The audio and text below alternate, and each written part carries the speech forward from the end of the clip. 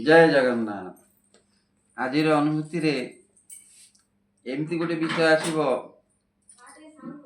जो थिरे कि ईश्वर खाद्य बंद हो विषय रे मुझे कटकर कहानी गोटे कहबी। से कटक रोली एवं बापा पाखे रोली आम जो क्वार्टर रोलु से पाख क्वार्टर आसिकी आउ पाख क्वार्टर झीटी रहा एवं से इंजीनियरिंग पढ़ु थाए एवं बेले बेले आमर कथबार्ता हुए। से कथबार्ता मु गोटे विषय कहे मनीष मनीष को भल पाइबा कथा नुहे। ये विषयटा मु कौन पे कहे मु भी जानीपे किंतु सी जो पचारे ताल मनीष को मनीष भल पाइबनी ताहले क्या भल पाइब। मुझे कहे जे मनीष केवल भगवान को भल पाइले भल। सी मो कथा जिते बड़े 3-4 थर शुणिला मो पर रागिगला से झील जे रागिकी थिला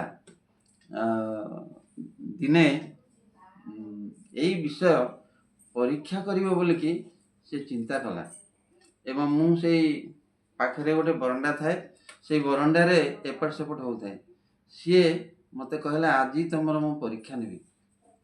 मु कहली कौन परीक्षा ना से कहला तुम जो भगवान भगवान होच आज मु तुम खाइबा बंद करदेवी कौ भगवान खाइबा को देबे मु देखी। तापरे मु कहली केमिति बंद हम। सी कहला ऑर्डर देला जे तमे मो सामने रे बस एवं एबे ठारू संध्या पर्यंत बसी थिबो तमे कोड खाइबा को पाइबो मु देखिबी। तमरे आज रोसई हेबनी मु निजे रोसई करूथली बापा पाखे रही मु रोसई कले खाइबी रोसई बंद एवं मु कहली ताहले मु बसिबे एठी। से कह हाँ ये बस पड़। मु सांगे सांगे कथा मानिकी बस पड़ली। तापरे भावुची भगवान कथा कौन आज दिन जा घटब। ठीक 10 मिनिट जाइए गोटे पिलाटीए गोटे गिनारे गिनाए हेब बुट सिझा आनिक देदेला। से बुट सिझा मो सामने थोईदेला कहला मौसा खाओ। मु कहली बुट सिझा थिला सीना कि खाई पारली सांगे सांगे कारण मोर खाइबा बंद होईची।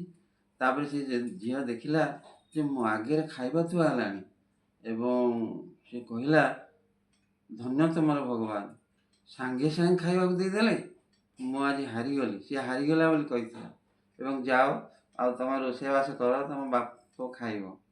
मोर ये अनुभूति ईश्वर अनुभूति एवं से खाइबा को देइथिले से दिन। यदि ये अनुभूति आपन को भल लगे ताहले लाइक शेयर और सब्सक्राइब करेंगे।